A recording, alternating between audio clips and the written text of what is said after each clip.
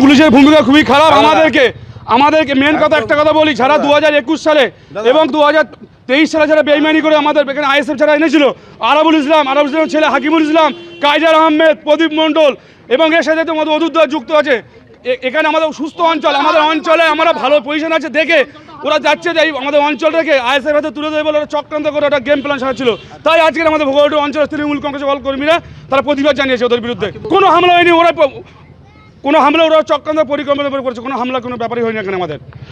ওরাই চক্রান্ত করেছে, আমাদের অঞ্চলে হারানোর চিন্তাভাবনা করছে, তাই আজকে প্রতিবাদ জানিয়েছি আমরা। পুলিশ ওদের বার করে দিয়েছে এবং পুলিশ আমাদের কর্মীদের ধাক্কাধুক্কি দিয়েছে, সেটা আমরা নিশ্চয়ই আমরা এমএলএ সাহেব জানাবো।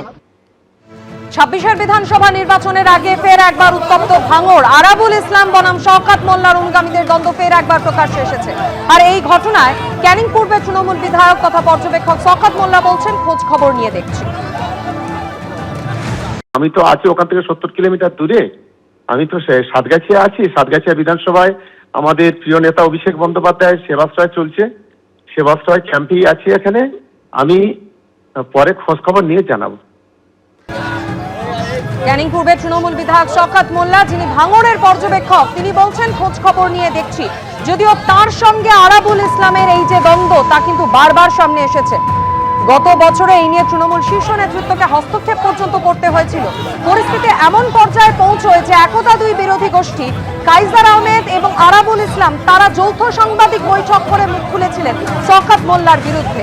2026-এর গোড়ায় ফের একবার সেই শওকত মোল্লা এবং আরাবুল ইসলামের দ্বন্দ্ব সামনে এলো।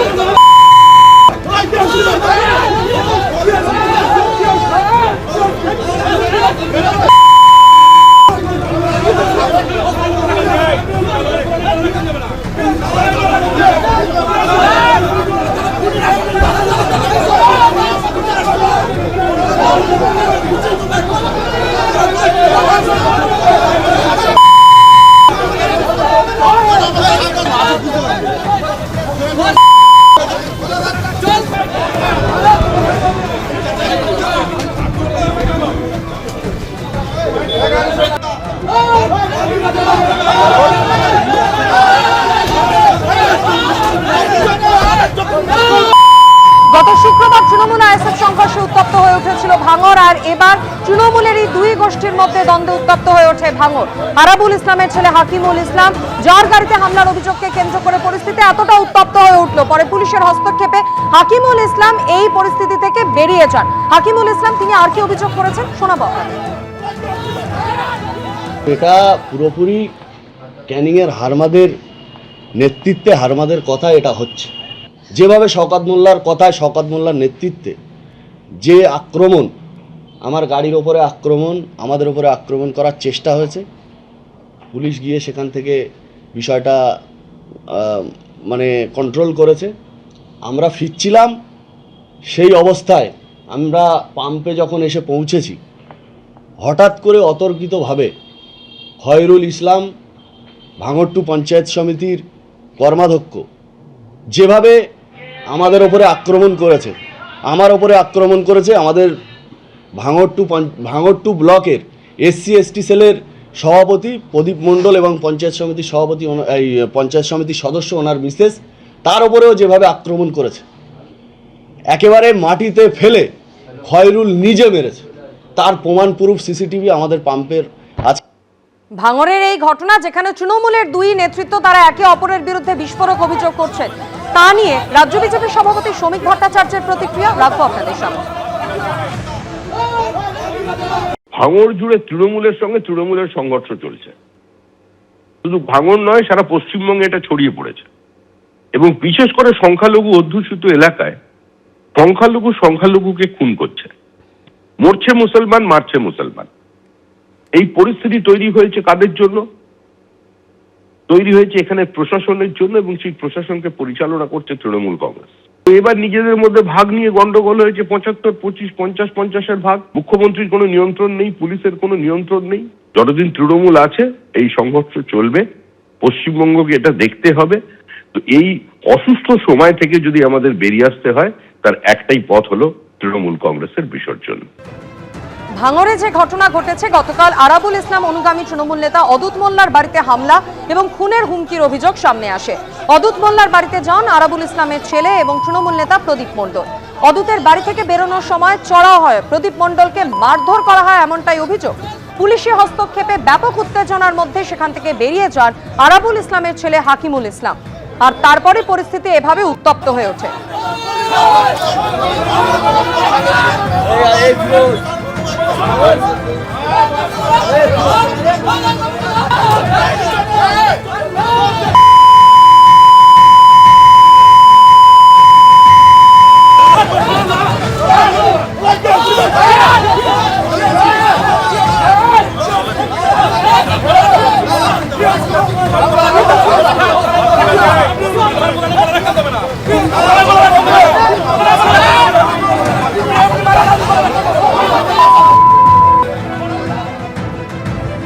ভাঙড় যে আছে, ভাঙড়ে এই নতুন বছরে একের পর এক ঘটনা তারই প্রমাণ দিচ্ছে।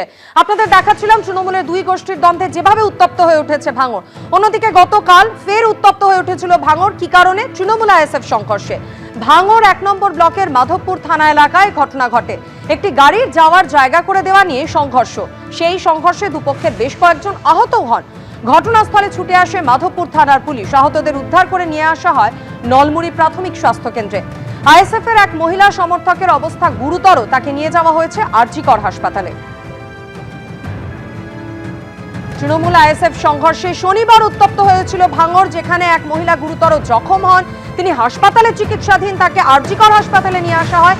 সেই ঘটনার রেশ কাটতে না কাটতেই গতকাল রাত্রে ফের একবার উত্তপ্ত হয়ে উঠল ভাঙড়, আর এবার তৃণমূলেরই দুই গোষ্ঠীর সংঘর্ষে।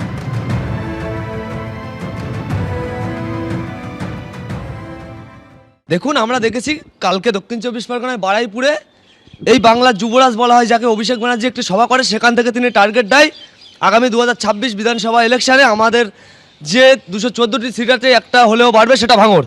আমরা দেখতে পেয়েছি তারই সূত্রপাত আমাদের ভাঙড় থেকে কিছু দুষ্কৃতীদেরকে নিয়ে এসে সবাই যায় শওকত মোল্লা।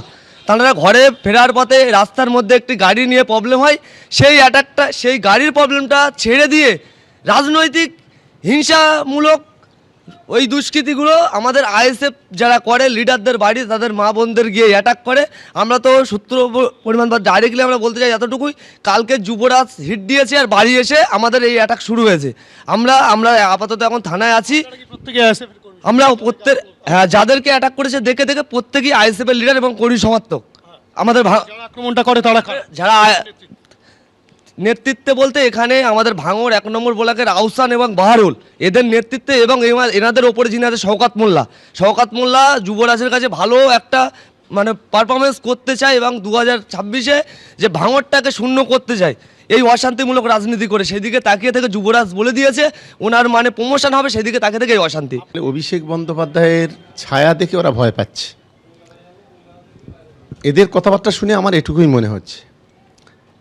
দ্বিতীয় হলো, গতকাল যখন আমাদের বারুইপুরের সভা থেকে তৃণমূল কংগ্রেসের কর্মীরা ফিরছিল, তখন ওই বিবি রাইটের ওখানে আমাদের কর্মীদের গাড়ির সামনে, সেখানে ওরা মমতা বন্দ্যোপাধ্যায়, অভিষেক বন্দ্যোপাধ্যায়কে যেমন গালাগালি করে, তেমনি আমাদের ওখানে যারা তৃণমূল কংগ্রেসের কর্মীরা ছিল তাদেরকেও গালাগালি করে। সেটাতে নিয়েই বচসা, এই বচসা থেকে মারপিট। আইএসএফ সমাজবিরোধীরা বাড়ি থেকে দা লাঠি বের করে এনে মারধর শুরু করে, পরবর্তীকালে পালিয়ে যায়। এ বিষয়ে আমাদের 2জন তৃণমূল কংগ্রেসের কর্মী আহত হয়েছে। আমরা গতকাল রাত্রে মেডিকেল করে আমরা মাধবপুর থানায় আমরা ওদের নামে অভিযোগ করেছি এবং আমাদের দাবি হলো যে অবিলম্বে তাদেরকে গ্রেপ্তার করা এবং শাস্তির ব্যবস্থা করা। এবিপি আনন্দ, এগিয়ে থাকে, এগিয়ে রাখে।